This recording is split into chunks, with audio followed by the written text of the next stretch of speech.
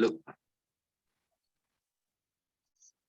Assalamualaikum warahmatullahi wabarakatuh. Kami dari kelompok 3 akan mempresentasikan hasil dari UTS Sistem Integrasi Desain Manufaktur yang berjudul Life Cycle Analysis. Siklus hidup atau life cycle. Siklus hidup adalah model tahapan-tahapan dari sebuah proses yang berulang dari suatu sistem. Siklus hidup digunakan untuk mengurangi waktu dan biaya dalam menyiapkan proyek dan proses baru, untuk meningkatkan pembelajaran, kualitas, dan manajemen risiko, dan untuk memfasilitasi alokasi sumber daya yang benar ke berbagai fase mengembangkan sistem. Untuk sistem biologis, proses siklus hidup dimulai dengan konsepsi dan berakhir ketika sistem mati. Untuk sistem yang dirancang, prosesnya dimulai dari saat dibuat dan berakhir saat diberhentikan. Prosesnya dibagi menjadi beberapa fase atau tahapan. Misalnya, siklus hidup pengembangan perangkat lunak dapat dibagi menjadi spesifikasi, desain, pengodean, dan jaminan. Setiap fase membutuhkan metode dan keterampilan yang berbeda. Fase mungkin tumpang tindih dan berulang, tetapi biasanya dimulai dari urutan yang ditunjukkan dalam siklus hidup. Selanjutnya,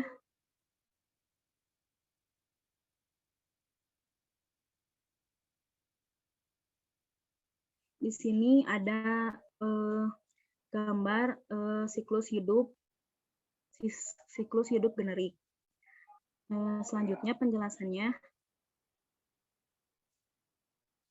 Siklus hidup generik dapat diterapkan ke semua sistem.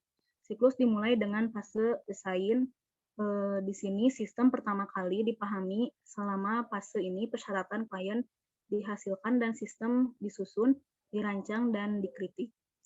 Perencanaan dan pengorganisasian proyek pengembangan sistem termasuk dalam fase ini.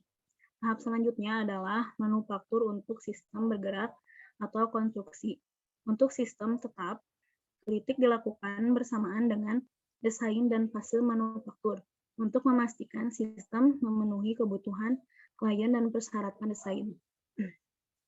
Selanjutnya, kritik dilakukan bersamaan dengan fase ini untuk memastikan sistem memenuhi kebutuhan klien dan persyaratan desain. Berikut adalah penggunaan atau pengoperasian sistem oleh penggunaan akhir. Kegiatan pemeliharaan dan dukungan dapat berjalan secara paralel dengan fase ini. Kritik memungkinkan dilakukan selama operasi untuk membuktikan bahwa sistem memenuhi persyaratan operasional dan kebutuhan klien. Akhirnya sistem diberhentikan, didaur ulang, dibuang atau dimatikan dan dibiarkan. Selanjutnya.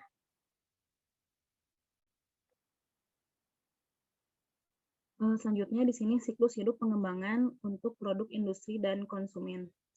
Dalam siklus hidup ini, konsep paling sederhana untuk merancang, membuat, dan mendistribusikan produk adalah siklus air terjun. Pada konsep ini digambarkan fase desain dan bukan fase lain dalam siklus ini. Fase-fase lainnya akan dilakukan secara berurutan atau manufaktur, deploy, operate, repair. Setiap aktivitas dilakukan sekali dan diselesaikan sebelum melanjutkan aktivitas berikutnya. Dalam siklus hidup air terjun, kegiatan dijalankan secara serial. Selanjutnya, di sini ada gambarnya di slide selanjutnya.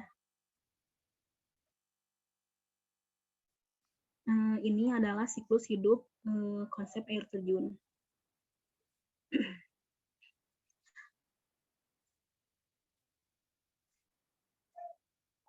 Selanjutnya, siklus hidup pengembangan untuk sistem manufaktur.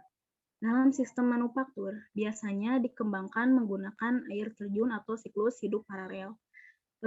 Sistem manufaktur terdiri dari jaringan pemasok yang berhubungan bersamaan untuk mengirimkan produk ke pelanggan dan pemangku kepentingan lainnya, seperti perusahaan pembuangan limbah, pemasok energi, pemasok air, dan lain-lain. Sistem ini memiliki dua fase baru yang tidak masuk dalam diagram sebelumnya. Peningkatan dan konfigurasi ulang. Sum up adalah fase di mana pembuatan suatu produk dimulai mulai dari tingkatan kapasitas yang rendah, misalnya 20%, dan secara bertahap membangun hingga kapasitas 100%. Tujuannya dari sum up adalah untuk mengurangi resiko. Fase lainnya adalah konfigurasi ulang. Ada dua pendekatan dasar untuk manufaktur fleksibel. Yang pertama adalah pradesain pabrik sehingga dapat menerima family produk dan variasi produk selanjutnya digabungkan tanpa mengubah tata letak. Selanjutnya, di sini ada gambar siklus hidupnya. Selanjutnya, siklus hidup yang berpotongan dengan siklus sistem manufaktur. Secara umum, suatu sistem manufaktur akan membuat lebih dari suatu produk, sehingga akan ada beberapa siklus produk yang bersinggungan dengan siklus hidup sistem manufaktur, sehingga menambah kompleksitas. Ulasan menjadi lebih penting ketika siklus hidup berpotongan. Pada gambar di slide selanjutnya menunjukkan contoh fase dan ulasan untuk perusahaan dari Finlandia. Profil perusahaan ini mengembangkan desain arsitektur baru untuk produknya yang memerlukan perubahan besar dalam cara perusahaan memproduksi produknya. 3 tinjauan desain, yaitu 2-4 dibuat untuk mencakup desain produk dan desain sistem manufaktur. Pembuatan prototipe memulai pusat teknologi dan uji coba pabrik. Percontohannya sangat penting untuk menghasilkan proyek ini.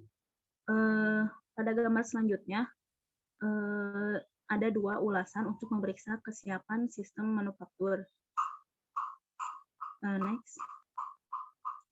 Di sini ada gambar siklus hidup berpotongan dan siklus hidup manufaktur.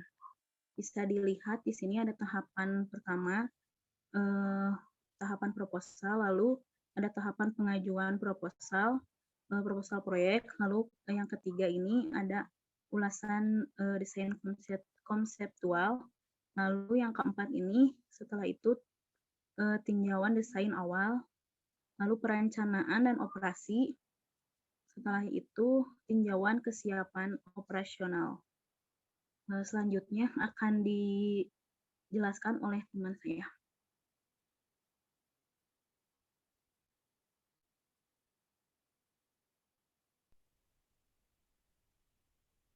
Kan presentasi dari teman saya itu Adin. Menentukan siklus hidup dan ulasan. Evolusi desain perlu dipantau setiap harinya karena keputusan dan siklus hidup dan ulasan ini itu akan dibuat jika diperlukan. Dan keputusannya juga harus dicatat dan dipantau juga. Ada 2 jenis tinjauan umum yang dilakukan ketika menentukan siklus hidup dan ulasan ini, yaitu ada tinjauan manajemen dan tinjauan desain. Tinjauan desain hanya berfokus pada desain dan kritik desain. Tinjauan manajemen berfokus pada aspek bisnis dari proyek pengembangan. Kedua jenis ini sering dilakukan secara terpisah, tetapi dapat digabungkan juga. Ulasan yang dijelaskan dalam template umum adalah ulasan gabungan. Template ulasan dimaksudkan agar cukup komprehensif dan berfungsi sebagai dasar bagi perusahaan untuk merancang template perusahaan itu sendiri. Selanjutnya, Pik. template definisi fase harus memiliki format berikut. Yang ke-1 yaitu tujuan, di mana tujuan ini berisi tujuan yang ingin dicapai oleh fase tersebut. Yang kedua yaitu description atau deskripsi. Untuk deskripsi ini singkat tentang deskripsi singkat tentang fase tersebut. Yang ketiga ada input. Input ini jenis input ini utamanya harus yang dibutuhkan dan sumbernya itu harus jelas. Yang keempat yaitu ada matriks tugas dan akuntabilitas. Matriks tugas ini yaitu berisi daftar tugas utama yang akan dijalankan dalam fase dan menjelaskan tentang siapa yang bertanggung jawab untuk mencapainya. Yang kelima yaitu ada alat yang berguna. Alat yang berguna ini berisi daftar teknik dan template utama yang berdasarkan praktik terbaik yang dapat digunakan selama pelaksanaan tugas tersebut. Yang terakhir yaitu ada deliverables atau daftar output dari fase yang tadi. Selanjutnya, Pik. Setelah template definisi fase, selanjutnya ada template ulasan yang memiliki format di bawah ini, yaitu deskripsi. Deskripsi ini hanya berisi tujuan review saja, berbeda dengan template definisi fase tadi yang harus agak rinci.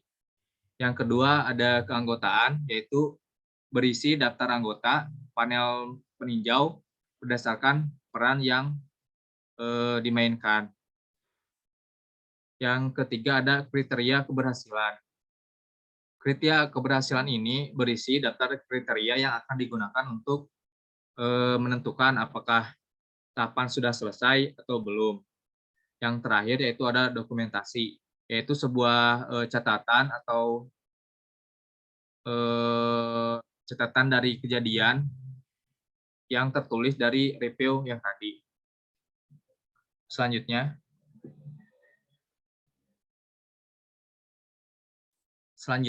yaitu ada menggunakan siklus hidup untuk studi keberlanjutan.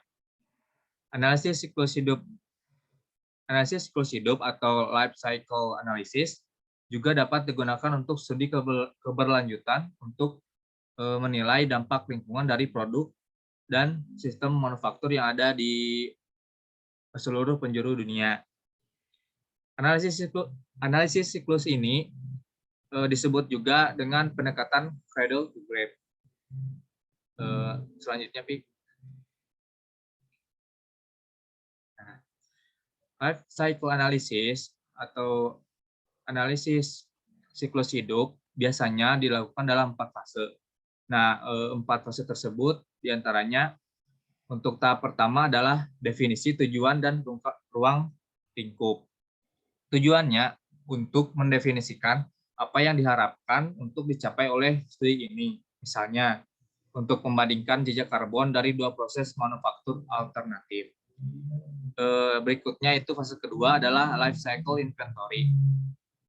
Ini adalah fase pengumpulan data yang menghasilkan daftar yang mengukur jumlah polutan yang dilepaskan ke lingkungan, penggunaan energi dan air, serta jenis dan jumlah bahan yang dikonsumsi oleh sistem yang sedang dipelajari tersebut.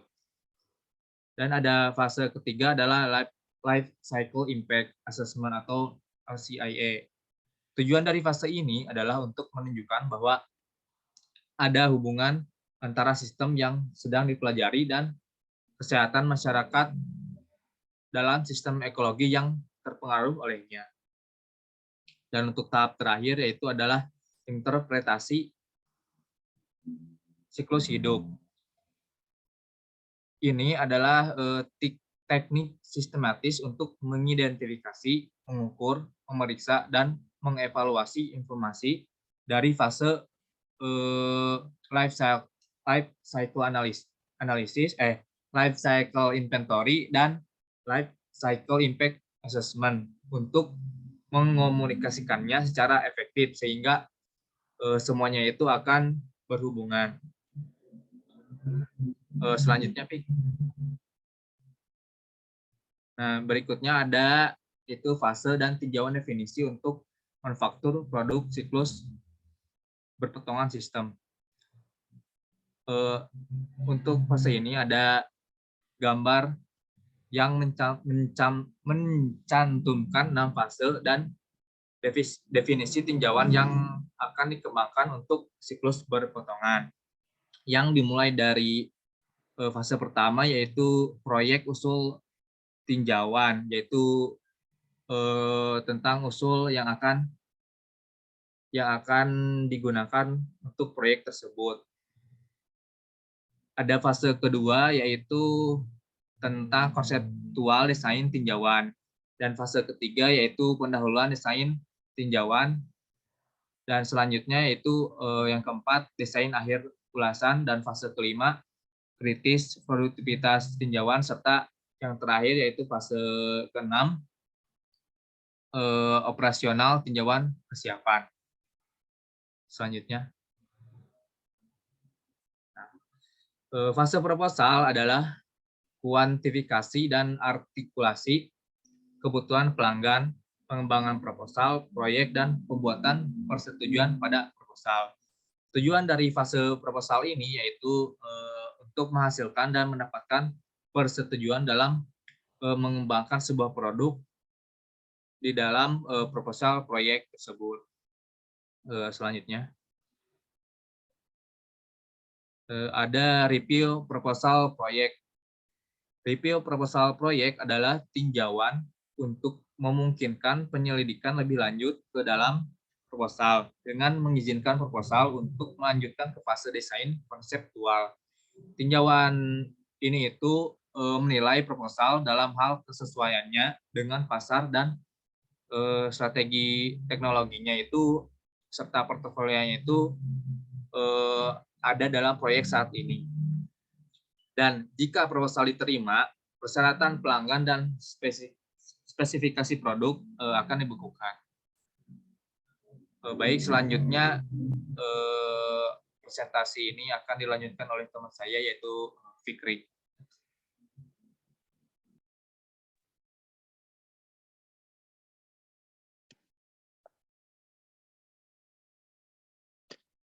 Selanjutnya itu konseptual desain fase. Konseptual desain fase adalah untuk menyelesaikan persyaratan pengembangan arsitektur fungsional, menunjukkan kelayakan teknis dan manufaktur, dan menyiapkan risiko awal, kualitas, dan rencana proyek. Tujuannya yaitu untuk menghasilkan arsitektur fungsional produk. Selanjutnya konseptual design review. Tinjauan untuk menerima atau menolak proposal proyek. Pada tahap ini harus ada informasi teknis yang cukup tersedia untuk menilai kemampuan perusahaan untuk melaksanakan proyek, risiko yang terkait dengan proyek, dan konsekuensi keuangan dan pasar dari melanjutkan proyek. Tahap yang selanjutnya yaitu tahap konsep desain dan manufaktur awal, yaitu desain arsitektur fisik, desain subunit, rencana verifikasi, desain, dan integrasi dan pengembangan konsep manufaktur. Tujuannya untuk menghasilkan desain awal produk yang terintegrasi dengan konsep manufaktur. Untuk yang selanjutnya yaitu preliminary design review. Tinjauan untuk memastikan desain produk dapat dilanjutkan ke tahap desain akhir, bahwa desain produk terintegrasi dengan konsep manufaktur dan konsep manufaktur dapat dilanjutkan ke fase desain sistem manufaktur. Tinjauan tersebut menilai apakah persyaratan kinerja produk dan sistem manufaktur dapat dicapai dalam anggaran proyek, jadwal, risiko, dan kendala lainnya. Untuk yang selanjutnya itu desain akhir, fase desain sistem manufaktur. Untuk menyelesaikan arsitektur fisik, desain subunit, verifikasi desain, interaksi, dan desain sistem manufaktur. Tujuannya untuk menghasilkan desain produk akhir yang integrasi dengan desain sistem Turing pabrik. Selanjutnya yaitu final design review. Tinjauan tersebut menilai kelengkapan dan integrasi produk dan desain sistem manufaktur untuk menentukan apakah akan melanjutkan ke uji coba pabrik percontohan, uji coba percontohan dan tahap perencanaan operasi. Membangun dan mengevaluasi pabrik percontohan dan prototip produk, menyiapkan dokumen perencanaan operasi, melakukan analisis produk, dan merancang alat produksi, jig, dan perlengkapan dan lingkungan kerja. Tujuannya yaitu untuk memverifikasi produksi di pabrik pada peralatan prototipe dan menyiapkan dokumen perencanaan operasi. Selanjutnya yaitu critical producibility review. Tinjauan tersebut menilai produktivitas produk, kemampuan sistem manufaktur untuk membuat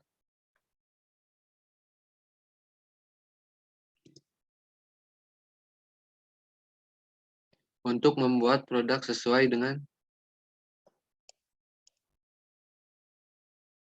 untuk melanjutkan ke pembangunan dan pemasangan peralatan produk akhir. Selanjutnya membangun dan install dan fase ramp up. Membangun dan memasang peralatan produksi, melakukan uji coba produksi, meningkatkan hingga tingkat produksi penuh dan menyiapkan laporan kesiapan sistem manufaktur. Sasarannya untuk menyelesaikan desain dan operasi sistem manufaktur dan meningkatkan tingkat produksi penuh. Yang terakhir itu operation readiness review. Kajian menilai kesiapan untuk membuat produk pada volume produksi penuh dan waktu target siklus produksi. Sekian dan terima kasih atas kesempatannya. Assalamualaikum warahmatullahi wabarakatuh.